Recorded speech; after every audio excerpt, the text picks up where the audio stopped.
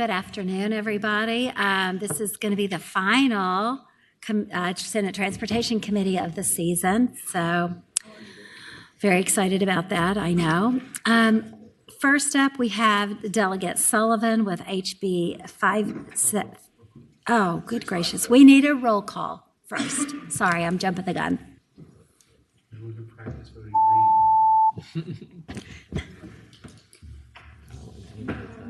Madam Chair, you have a quorum. Your presence will be noted, sir. Okay. These are all going to be bicycle-related bills. There's only 3 of them. Delegate Sullivan, tell us about your bill. Thank you, Madam Chair. You learn something new every year in this job. We've all been to those intersections where the walk sign for pedestrians says walk before the light turns green. I didn't know there was a name for that. It's something that's called a leading pedestrian interval. So I learned that this session. This bill has to do with applying the leading pedestrian interval to bicycles. LPIs, as they're called in the game, have been found to increase safety, particularly visibility, as pedestrians get out into the crosswalk so the cars can see them and obviously not turn right into them. So what this bill is intended to do is to improve, in the same way, safety for people who are biking. It would allow people on their bikes to move forward, straight forward, when the pedestrian sign turns to walk. There's data out there, I'm sure you'll hear some of it, but the Federal Highway Administration has found that LPIs have real safety benefits, a 13% average safety benefit. The National Association of City Transportation Officials found up to 60% safety improvements and recommended this for bicyclists specifically. And it also, of course, removes any incentive for a cyclist to use the sidewalk, the crosswalk, and therefore, interfere with pedestrians. It's been done in other jurisdictions. They do it in D.C. They've done it in New York. I think also Delaware and Idaho. I think I have that right. So it seems to us that this would both make things safer for everyone, particularly in this case, of course, the cyclists, in the same way that we've done that for pedestrians. And that is 657. I hope it'll be the pleasure of the body to pass the bill. Thank you. Are the members of the committee, anyone have any questions for the patron? Yes, Senator Rome. Thank you, Madam Chair. Madam Chair, a question for the patron. Please. Madam Chair, I would ask the patron, is it the same understanding that he has that I have on this, that one of the issues about all 3 of these bills today is that when homing in on this in particular, is that when a bicycle has to stop at a light or at a stop sign, for example, it takes a lot longer for that bike to get back up to full speed and to get back up into the full speed where basically they're able to have not be a roadway hazard, as cars are going around or anything.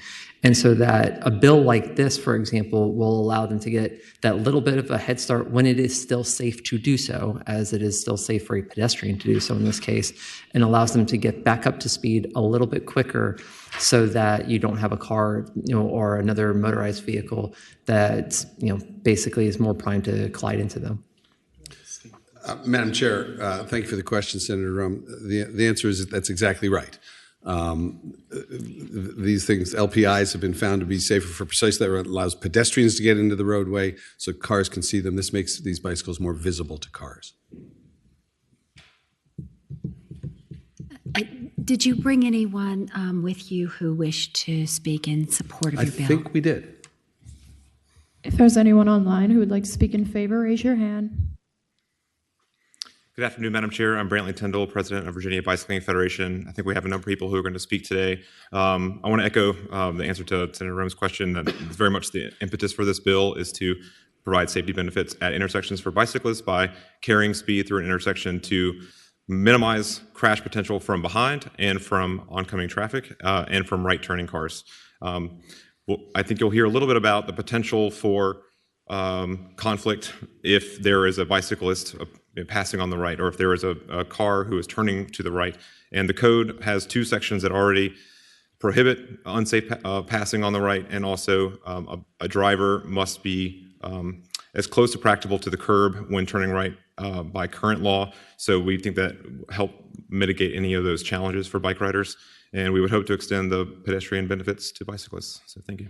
Thank you so much. Are there other people here in support of HB 350? Good afternoon, Madam Chair, members of the subcommittee. Alana Crennan with Arlington County, and we support this bill for the reasons previously stated. Thank you.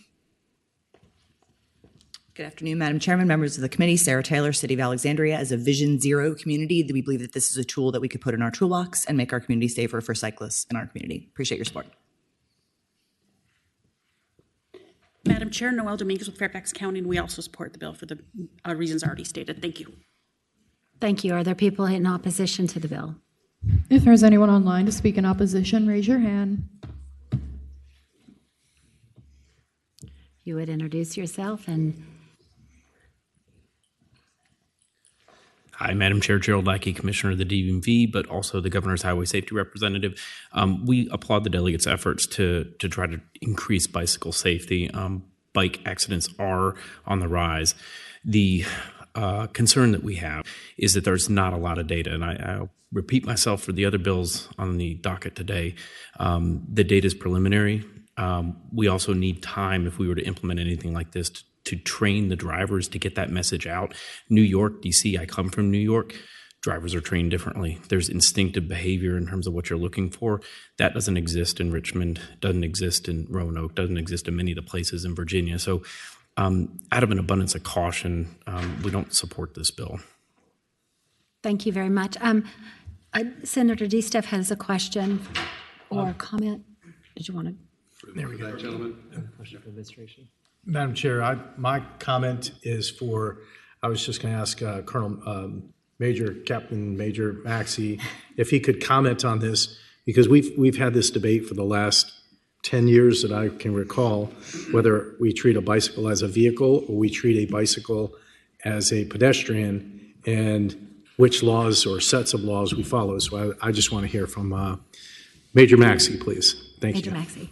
All right, Madam Chairman or woman, Ron Maxey, Virginia State Police. Senator DeSteff, they are treated as a vehicle when in the roadway. They are allowed to utilize a crosswalk, and they would fall under different restrictions or allowed exemptions there. They would not be able to ride it in that crosswalk. In this situation, this would be what concerns us, is they are afforded all the protections of being a vehicle, all the privileges of being a vehicle, and this creates a situation where now they're considered a vehicle, but they get to do some stuff vehicles don't get to do. It starts to create some confusion as to, as an operator of a vehicle, the predictability on the road, predictability in road design, other vehicles on the road, the predictability helps to avoid crashes. Now you've got a situation where everybody has been conditioned throughout the entire time they've been driving that a bicycle adheres to the rules of the road that a vehicle does. Now that changes, and I would assume that goes to what the commissioner was speaking to as far as the educational purpose, because now you're not going to have that predictability. You're adding some confusion into that. Thank you. And Senator Rome. Thank you, Madam Chair. Question for the administration for either of the folks, or even Joanne, of anyone who'd like to speak to this. So the question I would have for the administration on this is, even though I heard that they thought that there was insufficient data in terms of, or the preliminary data is the way that they looked at this, we do know that there is data from like Delaware, for example, who's been doing this, and we do know that there is other state data. And as the witness mentioned, there is, basically if you have that culture part in New York, of which he spoke, then clearly you've had a system that works. So this raises a couple things. Number one on this is I would ask, if we were to even have like a delayed enactment clause on this, would that provide enough time for the administration to become comfortable with this and to be able to get any extra data out, or to be able to find a way to get to yes on this when, as the senator from Virginia Beach said, we've been debating this for a long time. I mean, everyone within Department of Transportation has had certainly plenty of time to accumulate information, data, and share with regional partners here, basically throughout the East Coast, to figure out, hey, what's the best way to go forward, especially at a time when bicyclist fatalities are rising year over year. Madam Chair, the challenge that we face is Delaware is an interesting example because it passed several different bike-related bills in 2017. They actually saw a significant rise of about 250% in bike fatalities. Now, we don't know which of those laws were driving that. Several of the other states that have passed these bills have done so fairly recently, sufficiently enough that NHTSA, that collects data roughly 2 years behind where we are today, doesn't have sufficient data to draw strong conclusions on this. And while a delayed enactment may help, I'm a little hesitant when I say that because we would maybe have one more year of data from NHTSA from 2022, and that doesn't give us a whole lot of information to go off of. Senator Rome, did you have another question or comment? Yes, thank you, Madam Chair. Madam Chair, the follow-up comment I would have on this is, how would the administration then, in this case, respond to the current situation in which we have, which anyone could view this as unsustainable or untenable when you have year-over-year exponential increases in bicyclist fatality? It seems that if we do nothing, if we just allow the code to stay as it is today, that's not going to change the trajectory we're on in a positive way. But in fact, based on the data from the last 3 years where we've seen, off the top of my head, it was 907 fatalities last year total for all, including bicyclists, but also motor roadways and everything else. 1,005 the year before that, 968 the year before that, after we had a string of years in the 800s and 700s for the preceding 7 years. And in fact, 2022 is the worst year we had since 2007. It seems to me that this is an attempt of let's do something where we do have at least some data.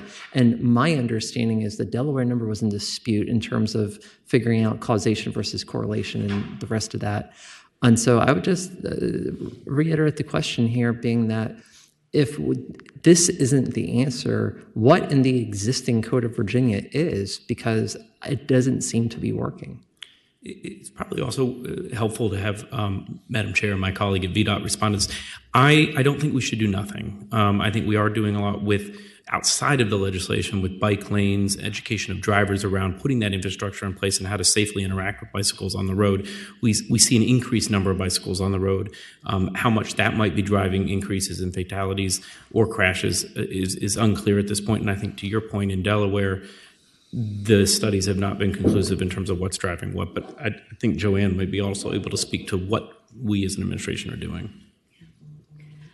Ms. Maxwell, if you might come up and speak to us. I know that VDOT. Madam Chair, I would just reiterate some of the points that have been made, but with regard to the issue of data, one of the things I need to correct, Delaware, we don't believe has this this provision in the Delaware law. There are 3 states that have this provision, or 3 jurisdictions. It's New York, it's Washington, D.C., and soon to be California if they haven't implemented. So we have, bottom line, we're dealing with 3 entities that have only recently enacted. So that sort of puts the data issue in perspective. One other thing I wanted to mention that the others have not mentioned, we just come out, or the Federal Highway Administration has just come out with a new MUTCD, which is Manual on Uniform Traffic Control Devices. That came out in November, December. That manual, for the first time, we're seeing a provision or an issue where a traffic control device that is not being used exactly or in the way intended by the MUTCD and possibly could be caught up, or this could catch up the leading pedestrian interval or indicator. If a traffic control device is not being used the way it's contemplated in the MUTCD, FHWA may treat that as experimental, and we may have to get permission to basically implement a measure such as this bill. I can't say either way, definitely, but it has shed some doubt on what the posture of this movement or this statute might be in the light of the new MUTCD.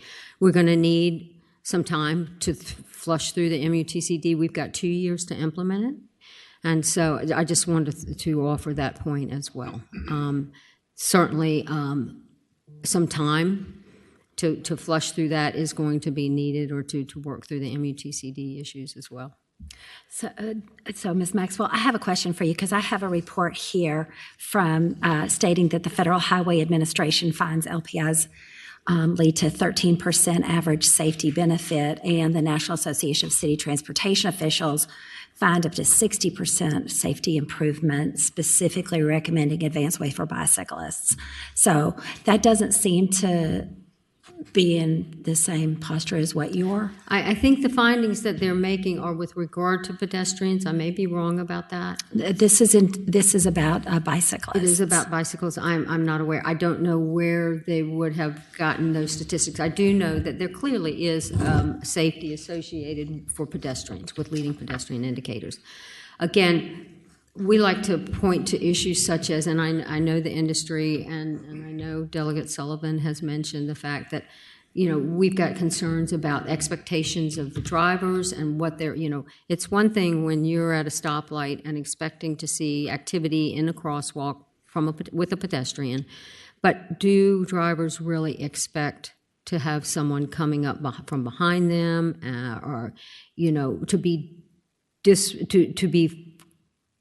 proceeding on a red light in accord with a pedestrian indicator? It's just, we're concerned. So I think part of what Commissioner Lackey was getting at was the fact that even if at the end of the day these bills are enacted, we would need time to educate the public, not just the bicycle community, but the motoring public.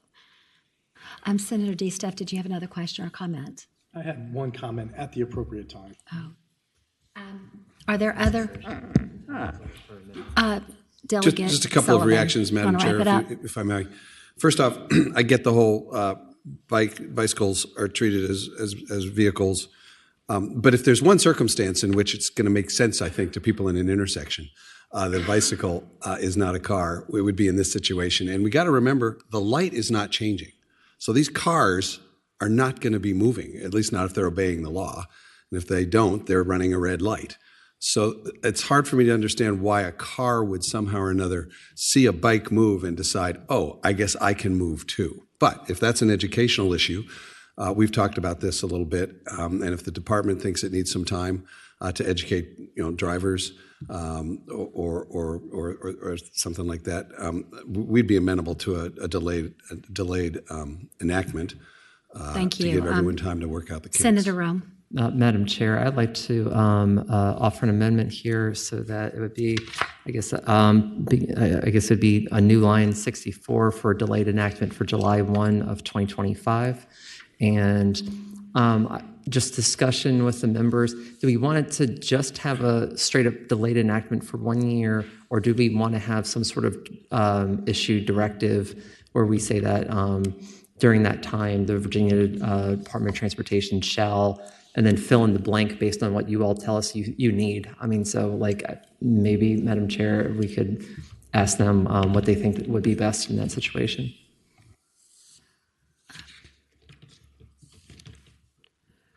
Rachel. Oh, I'm sorry. Sorry, sneaking up on you. Madam Chair, Rachel Jones, Deputy Secretary of Transportation, appreciate the question. I think one of the challenges that sort of hasn't been mentioned, and I'll be very kind of candid here, is the necessity to have public safety, both at the state level, but also at local levels, having the folks who build the roads and maintain them together, as well as DME, and getting everyone together to truly solve this. I think historically, sometimes there have been working groups, but they tend to be in one lane or another versus all of them put together. And so I think as it would relate to any language like that, I don't know that the bill would be the appropriate place for language. It might be that a directive that was very clear in the importance of sort of bringing everyone broadly together would be, and I think also making sure that we continue to have stakeholders of different perspectives a part of something like that. That's the other challenge I think we've seen, is making sure that all the different groups would be spoken with. Thank you. Senator Rome. Thank you, Madam Chair. So, Madam Chair, here's what I'll offer then, if it's the will of the committee here. Let's have a year-long delayed enactment, July 1, 2025. And if it's the will of the chair, maybe we just have a letter to VDOT, letter to the Secretary of Transportation from the chair, basically trying to fill in those gaps. So at least we've got a more or less a framework of what's coming in from the committee, and we're in a good faith effort with the administration. If I can just speak to the amendment. Do we have a second on the amendment? Is there a second? Okay, we have a motion and a second.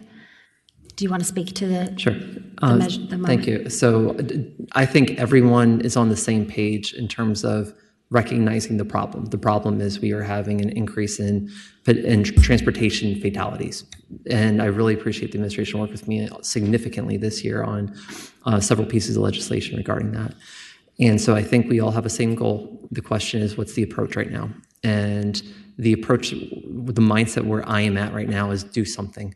And it needs to be something that's different from what's getting people killed right now. And so I'm willing to take a chance on the bills that are before us today because the current situation that we have is unsustainable. It's getting people killed. And I really, really want us to do something. So, Madam Chair, just renew the motion. Okay, we have a motion and a second. Is there any more discussion on the motion? Yes, Senator DeStaff. Madam Chair, I understand where Senator Rome's coming from. I understand the intent of the bills. I ride between 1,000 and 2,000 miles a year on a bicycle. I ride solo, I ride in pelotons, and I ride in large groups of up to 600 bikes. And I can tell you in the last 10 years, the amount of bicyclists on the road has increased about fourfold. So I've not seen the number of accidents increase fourfold. I've seen the number of bicyclists increase fourfold. I've gone and I've conducted bicycle training. I tell everybody in the training, if you want to be treated like a vehicle and ride on the road and you're cruising at 20, 25 miles an hour, you need to treat a car with respect as you want the car to treat you as respect.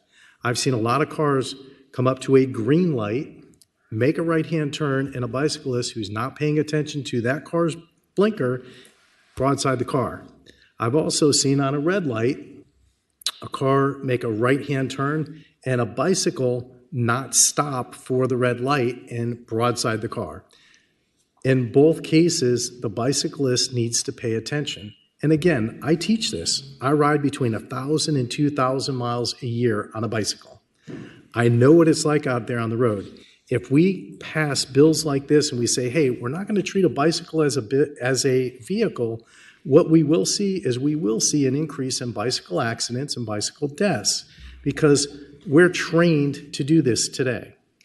And the concern I have is a public safety concern, but maybe we have a different philosophical difference of opinion on the public policy side of this. I think we should do something, but I think what it needs to be is an educational thing and truly educate more bicyclists. If we pass laws like this, it's going to be very confusing, and you're going to see more bicyclists in more accidents, and you're going to see more bicycle deaths related to this. That's what I believe. Senator DeStaff, we are considering the amendment that would be a delayed action and a letter to VDOT to figure out how to make this executed more effectively. So we can have a voice vote on the amendment at this moment. Aye. All in favor? Aye. Aye. Any opposed? I'll be a no on that. All righty. Heard one in opposition. Do we have a motion on the underlying bill as amended? Report as amended. And a second. All righty. We have a motion and a second. All in favor? The clerk will call the roll.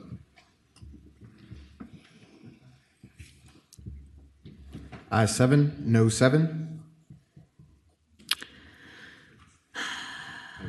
Thank you, Madam Chair, members of the committee. Thanks. Delegate Sullivan, it was not reported, unfortunately.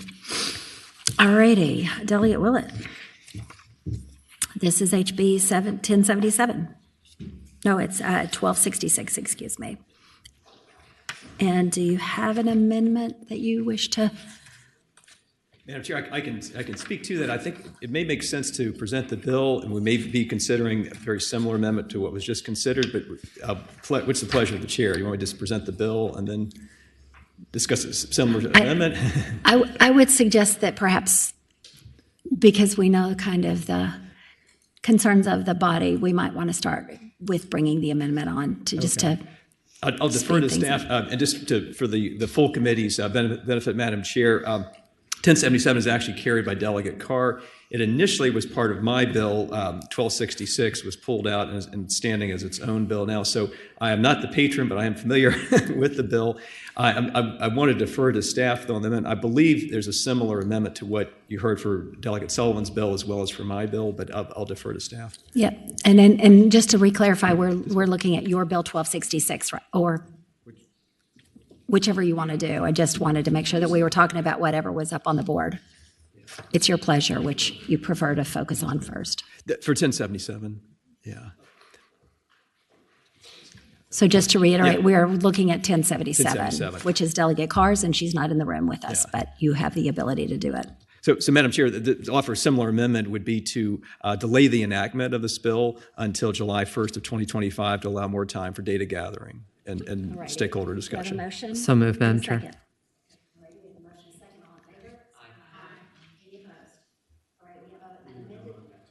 Just so you know, Michael. We had one dissension. We have a motion, and we have a new bill with the amendment in front of it. If you would like to give us the presentation now. Thank you. And Madam Chair, again, respecting the committee's time, I'll go right to the meat of the matter in terms of what this bill does versus the other bills. They are complementary, but certainly different in the scope of cycling safety. HB 1077 specifically allows cyclists, along with other similar devices, powered assisted bicycles, to yield at certain stop signs. Safety stops have been put in law now in 10 states, and as well as D.C., going back as far as the 1980s. We talked a few times already today about Delaware. Delaware's had a safety stop law, and at least the numbers we have seen for that have shown there have not been any cyclist fatalities related to implementation of that law there. Delegate Carr had shared before, and I'd like to do this on her behalf today, an email that she received from a constituent related to the safety stop. I can read this real quickly. Dear Delegate Carr, as your constituent, thank you for introducing 1077. My office is a short 2 miles from my house on a mostly flat route. Instead of driving, I bike to work. I use bike lanes when possible, but for the majority of my road, I have to share that with cars. Just last week, I approached the intersection in the Fan, not far from here. Delivery truck was behind me, and boy, was he close, less than 3 feet. Truck engines grunting in my ears. I hope the driver saw me as he inched closer. When a driver pulls up that close, they can't see over the hood that there's a cyclist in front of them. I felt like if I had come to a full stop, the driver could have plowed right into me. I did the safest thing, which is to give me a head start with the space I had and to roll through the intersection after having yielded. This happens time and time again when I cycle, and I use this as an example of why this law is so necessary. And that's from a constituent of Delegate Carr. So again, just to emphasize, this is a different bill, but related to, as they say, a safety stop, and appreciate the committee's consideration. Thank you very much. I understand that no state has ever repealed the safety stop law, that there is some data that shows that it actually makes it safer for them. Do you have anybody with you who wanted to speak in support of the bill? Similar witnesses, I think they can talk specifically to this bill. Is this the same? You're all nodding your heads. And if Brantley would like to get up and speak on it, that's fine. If there's anyone online to speak in favor, raise your hand. Thank you, Madam Chair. Brantley Tyndall, Virginia Bicycling Federation. We obviously support this bill. It's been in 10 states, the first time enacted in Idaho in the early 80s. Probably the biggest or the most significant data point is that in Delaware, since it's been passed in 2017, they've had 0 fatalities at stop signs. It's a pretty clear policy for people who ride a lot in areas with a lot of stop signs. And other than safety, the importance of the bill is to make bicycling efficient for transportation, so it's not just a drag every time you have to stop in a neighborhood. We hope you support the bill. Thanks. Thank you. Are there others in support of the bill? So my local government people over there have raised their thumbs up. Are there people in opposition of the bill? If there's anyone online to speak in opposition, raise your hand. Okay, Commissioner, thank you. Madam Chair, Joel Lackey, Commissioner of the DMV, Governor's Highway Safety Representative. Again, I want to applaud the effort to try to increase bicycle safety. I think Senator DeSteff said it well. There's a lot we could do with education. There's a lot we can do with infrastructure, and I know that there's a desire to act. I'm not sure this is the particular way to act. I do want to clarify a few things that have been said. There was a veto of this law in California. It was passed in 2021, and then vetoed by Governor Gavin Newsom, citing that 88% of the collisions were bicyclists' fault that resulted in fatalities, and 63% of those involving injuries in a failure to stop at stop signs was the primary reason for it. The other thing I note is we did talk about Idaho in the 1980s passing this. To be clear, they didn't pass it for a safety reason. They had a docket full of misdemeanors, and they wanted to clear their docket off, so they made a bunch of things legal related to bikes, and it's been over 40 years since any other state has decided to attempt this. It's concerning, again, that we're going to overturn about 130 years of rules of the road. It was back in 1890s when bicycles became affordable to the middle class. They came on the roads in large numbers. And at that point, they decided that every vehicle on the road, they being most states and the federal government, was going to be treated the same. They were all going to follow the same rules. And as Major Maxey said, that uniformity, that predictability is the philosophy behind staying safe on the road. And while maybe with the micromobility of today, it's worth attempting something different, I question whether we want to run an experiment with Virginia's lives, and I don't think there's enough data out there to say for certain that this is going to increase safety. Thank you. Ms. Maxwell, I have a question for you specifically.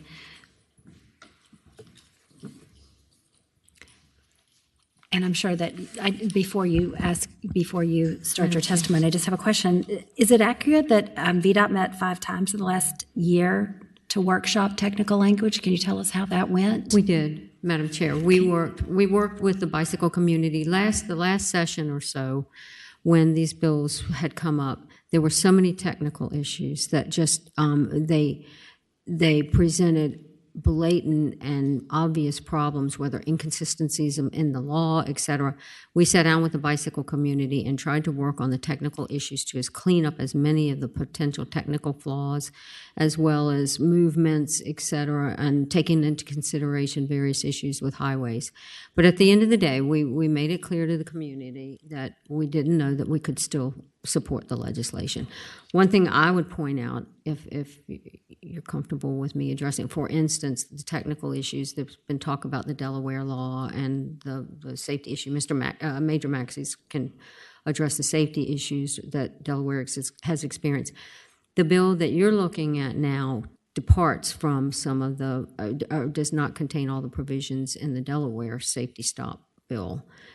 So it's not the same. There are some departures. But to answer your question, yes, we did meet with a group, and we tried to work out as many of the technical issues as we could. Thank you very much. Major Maxey, I'm sure you have something to tell us too. Yes, ma'am. Madam Chair, Ron Maxey, Virginia State Police. This bill, this session, we have been addressing the problem of speed leading to the number of crashes, the number of fatalities out there. This bill does require the cyclist, as he approaches the stop sign, to yield to oncoming traffic. Clearly, the body has agreed that there is a problem with speeding leading to the majority of these crashes nowadays. It is going to be up to the cyclist to judge the speed of that vehicle, knowing that a lot of these vehicles are actually speeding. I'd like to point out also, while the cyclist may be at fault by not yielding, it is still life-changing and devastating to the person that would hit that cyclist and to kill them and to possibly have children in the car and people that witness this and the news attention that would come around this. It can be devastating, even though we could say, well, it's up to the bicyclist. It has implications elsewhere. I will point out this, and for the next bill that we'll talk about, I'll just talk since Delaware has been brought up. Obviously, the study of specifics related to each individual crash would have to be looked at. Overall, intersection crashes and rural road crashes involving fatalities with bicyclists, they stay fairly constant. You're talking somewhere in the 60% range. Fatalities occur on the rural roads, 30% range at intersections. Again, you'd have to look specifically, but Delaware in particular listed the 9th most bicycle-friendly state according to their laws and is ranked 45th in population nationally. Yet in 2023, it was reported that the state's fatal bicycle crash numbers were 49% higher than any other state in the nation. Delaware, according to one study, was listed as the 4th most dangerous state in the country. Again, and this is with bicycle-friendly laws. Since passage of the Bicycle-Friendly Delaware Act in 2017, Delaware has experienced an increase in bicycle fatalities in 3 of the 5 years that data is available. From 2017 to 2022, there was a 75% increase in fatalities. And most recently, from 2021 to 2022, there was a 250% increase in fatal crashes involving bicycles. The total number of all bicycle crashes from 2017 to 2022 increased 28% in Delaware, and most recently from 2021 to 2022, total bicycle crashes increased from 51%. Again, the data that is available without looking at each specific causative factor there, it just shows that fatality numbers are increasing since passage of this law in particular, as well as the next bill that we'll be speaking to. So, Major Maxey, so one of the things that Senator DeSteff just mentioned was the huge increase in bicyclists. So this is not a problem that's going away. And I know that we've studied this over and over and over and over again. How are we going to find a consensus so that our bicyclists are safe on the road and can, get where they need to get to and fro? We want them to be using, that mode of transportation. That's a priority to try to get more cars off the road. So, understanding that we've been studying this for a number of years, is there not anything that you could think of here that we could do? Senator DeSteff. I'm happy to help you on that because in both Virginia Beach and now on the Eastern Shore, they've started about an 8 to 10 foot bicycle lane only, which is off the main road. So that seems to be working better than anything else. But at stoplights and at stop signs where they come into major intersections, same thing. On Mount Vernon, you've got a fantastic bicycle in Northern Virginia, bicycle trail that goes from Mount Vernon all the way out to West Virginia. At stop signs, at stoplights, when they stop, that's not a problem. Everything goes smoothly. When they try to blow through, and where I think it's over by the airport, National Airport, I did a high-speed group ride up there. We were doing 27 miles an hour, and I watched the front peloton, not stop, and 2 of them were hit. The cars that were coming through there were doing 45 miles an hour by the speed limit. That's what they were supposed to be doing, and it's a problem. But it's truly for bicyclists, if we follow the laws, that's the safest we're possibly going to be. Okay, thank you very much. Senator Rome, you had a question or comment? Actually, I have a motion at the appropriate time, Madam Chair, and I'll speak to the motion. Okay, well, let's let Delegate Willett have the last word on this as we... Madam Chair, thank you. I appreciate the debate and the discussion. Just a couple of quick clarifications. The law, would not allow the cyclist to run a red light. This is a lot of stop signs, so you still have to stop for stoplight. And then we can also agree to disagree on the Delaware statistics. There are other numbers from Delaware showing actually improvements in safety. Hence, there's a strong argument to look at that data, but I really would appreciate action by this committee. And we do have the amendment, which we kicked this out over a year for further consideration of those numbers. All Thank you, righty, Madam Chair. so we have an amended bill here. Senator Rome. I move to report the bill as amended, and speaking to that motion, number one, I'll reiterate what I said earlier. Number two, I think I'd actually like to work with the senator from Virginia Beach in the off-season regarding the educational part, see if we can maybe put together a bill for next year, at least regarding that. And I think we also have common ground, Madam Chair, in terms of the need for more dedicated cycling lanes. I think this is something where we can definitely find common ground and move that forward. That's something that I'm all about. And then finally, what I would say is, I know we are looking at peer states and just basically, the United States in general. I would tell anyone here, go to Copenhagen in Denmark and watch the number of bicyclists that you see in a day and your jaw will drop. There's nowhere in the United States. I mean, I spent a lot of time in DC. Not even DC's not even close. Not even a minutia of what you see out there. And they have figured this out and people use it. The cycling culture there is fundamentally different. I would love for us to explore what we can do from looking at best case examples around the world and see if we can work that into any ideas for next year. With that, I renew my motion, Madam Chair. All righty, we have a motion. Do we have a second? All righty, we have a motion and a second. I would just ask my colleagues who want to make additional comments to keep it brief. I think we've really heard this message. Madam Chair, I'll keep it extremely brief. Senator DeStaff. Whether it's Barcelona, whether it's anywhere else in the world, the coolest thing about Barcelona and where Senator Rome was speaking about, Copenhagen, Denmark, Norway, there's a tremendous amount of bicycles, but there's this little stoplight that allows them to blow through, and they have them on the bicycle lanes. So you have your stoplight for the road, but you've got a stoplight for the bicycle lanes as well. And that seems to work wonderfully over there. It truly does.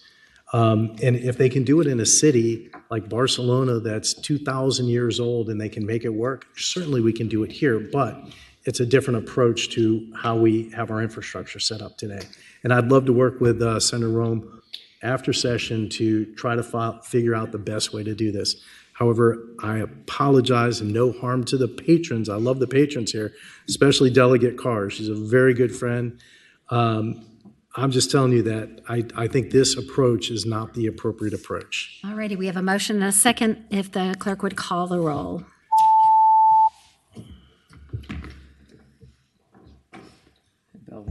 Ayes 5, noes 9. The bill fails 5-9. Delegate Willett, would you like to move forward with our final bill of the season, HB 1266? Yes, Madam Chair. Again, respecting the committee's time, and I appreciate that. Really do appreciate the discussion today. So, just to distinguish the bills, HB 1266 before you now is basically doing one thing, and that's eliminating the as they call it the single up requirement from the current 2 abreast law. So in Virginia, we are allowed to ride 2 abreast on the road. Right now, there's a requirement that you move out of that configuration, the 2 abreast in certain situations. This clarifies that, and it's a pretty narrow exception for when you can do that. And it's when you're operating on a road that doesn't have a passing lane and is 35 miles per hour, or actually, I'll say this backwards. When you don't have a passing lane and the speed is more than 35 miles per hour, the cyclists have to single up, as they say. I think you've heard already the importance of these bills, and I, like Senator DeStaff, I'm speaking to you as a cyclist who rides quite a bit on the road. The issue we're having is it's just a more dangerous place out there, and I think the numbers really do show that. It's to the point the roads I've ridden here in Henrico County, there are certain roads my family doesn't let me ride on anymore. I've lost constituents. I've lost friends to cycling deaths, because when there's a bike and a car, when they're involved together, the cyclists always lose. And that's just the fact of the roads. One other point to make, and again, I completely respect what is, again, the senator has shared, what other countries are doing on this. And yes, in a more perfect world, we would most definitely have separate bike lanes, be it in the city or in the county. Henrico is trying to do its best when we put in new infrastructure. We are putting in bike lanes, but most of the county was built, most of those roads are built like when I was a kid. No sidewalks, no dedicated lanes, and very narrow roads without shoulders. So it's tough out there. What has changed in my county and a lot of other counties in the state is the type of population we have. I have a huge percentage of my population now of constituents who do not own a car. They walk, they ride bikes, they use public transportation where it's available. So what's happening right where I live in my district now is you will see, for example, with the pedestrians, there are worn footpaths next to roads because they are walking where they're not sidewalks. There are bicycles on roads that were never meant to have bicycles on them. They're fast, there are no shoulders, certainly no bike lanes. So it's a very dangerous situation, and I think we all can appreciate it. So 2 abreast is something I've lived by. It's how my family and I were able to ride when my kids were of a younger age. I was generally the parent on the left side with the kids on the inside, and that gave them great protection and great visibility. And that's true whether you ride with kids or just it's several adults riding. It's all about visibility. The thing we hear most after an accident involving a vehicle and a bike is never saw him. Never saw him. And so trying to increase anything we can do to increase visibility is helpful. just make one other quick note that this law, this proposed here, we have had this before, or at least considered before. We passed the House in 21. So I'd like to see it bring it back. I completely respect but I'm hearing the sentiment of this committee to do more, to discuss this more. I just hope we can make some progress here, and I absolutely welcome a similar amendment. If a delayed enactment would help, I'd absolutely welcome that. So moved, Madam Chair. All righty, and do we have a second for the amendment to do a delayed enactment? Second. All right, we have a motion and a second for an amendment that would provide a delayed enactment and a letter from the chair to VDOT. All in favor, say aye. Aye. Aye. Any opposed? All righty. I just have one last comment on this. I swear, and then I'll shut up. It's okay. So Senator DeSteff is definitely a bicyclist. He has a lot of opinions on this. Senator DeSteff, Chair, and I'm going to please. be super quick. So I train people before they get in the pelotons. So when you see them go 2, 3, 4 abreast, and the two things you do in the front, you say if there's a road hazard, and you communicate it all the way back. And in the back, your two jobs. One, when somebody comes back, you let them in, or you get them behind and you say last bike, so they know when to pull over. The pelotons communicate very, very well and very, very tightly. If you're the last bike and there's a car coming up behind you, you say car back. And when you say car back, that tells everybody else, make room in the pelotons so your 2 abreast or 3 abreast can slide over and we can let the car pass in a safe manner, giving us the 3 feet that we passed here. That was one of my bills like 8 years ago. I'm just telling you that pelotons and every peloton out there that's been trained, they communicate exceptionally well. And that car back tells everybody, hey, slide up, move over, let the car come past, then we can step back out. So again, this is a no harm to you, Rodney. I really like you. I'm sorry, Delegate Willett. That's all right. Madam Chair. We're cyclist friends. It's all right. Senator I apologize. DeSteff, you should be speaking. Yes, Madam through the Chair, I apologize. This is not like a neighborhood. My fault. Yes, entirely my fault, Madam Chair, Delegate Willett. But this is one area that I'm very, very sensitive to. And in the bicycle, I've got folks back home who are going to beat the tar out of me knowing that I said this, and it's okay because safety is critical, and I want them to continue riding for a long time. Thank you. Thank you so much for that very insightful colloquy. I appreciate it. I think that everybody on this panel and in this room cares about bicycle safety and pedestrian safety and vehicle safety. I think, it is pretty well documented that 2 abreast makes it safer because there's more visibility for those riders. We had this policy in place. There, to my understanding, were not really significant problems that arose, but because of the will of the committee, we ended up taking that policy away. I am very much in support of your effort here today, and I think I'm going to see if anybody has a motion. Move to report as amended. We have a motion and a second to report as amended. Y'all up, y'all down. That's how it goes. Do we have any more testimony? Does anyone else feel the need to share their opinions on this Madam bill? Chair, we have 2 people online that would like to speak. So close. All righty. If the people online would turn on your camera, introduce yourself, and we'll give you a minute.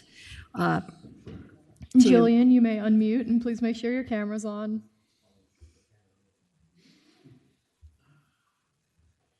Okay, I am attempting to, but I will just talk. My name is Jillian Burgess. I am a mother from Arlington, Virginia, and I lead the bicycle bus to Escuela Key School, part of Arlington Public Schools. This bill in particular is absolutely crucial for the safety of our children getting to school. As the patron mentioned, having children on the inside and adults on the side is critical to safety when biking with children, and it's absolutely critical that we change the law back to what it was so that we can make it legal to do things like have our wonderful kids biking safely to school. Thank you very much for your time and your service to Virginia. Thank you so much for your testimony. I appreciate your Sonia, time. you may unmute, and please make sure your camera's on. Hi, good afternoon, everybody. My name is Sonia Brehe. I'm calling in from Fairfax County. I'm on the board of Fairfax Families for Safe Streets and also a past president of the Fairfax Alliance for Better Bicycling. And I wanted to talk also about my perspective as riding, being a family rider. This bill would allow parents like myself to ride next to their kids, as we've talked about, to buffer them from the roadway traffic, but it also lets me keep my daughter right next to me to keep an eye on her, make sure she's safe, and allow us to talk and enjoy the ride together. Riding two abreast makes us more visible on the roadway, and it also discourages motorists from passing us when there's insufficient space. And that's really critical when lanes are too narrow. I want to keep the car behind me and make sure we don't get run off the road. So I appreciate all you're doing to make our roads safer, and I ask that you support this bill so we can make it safer and easier for me and my family to bike and help make our communities more bike friendly. Thank you. Thank you so much for your testimony. I appreciate your time and your effort to reach out to us today. We have a motion and a second to report the bill as amended. The clerk would open the roll.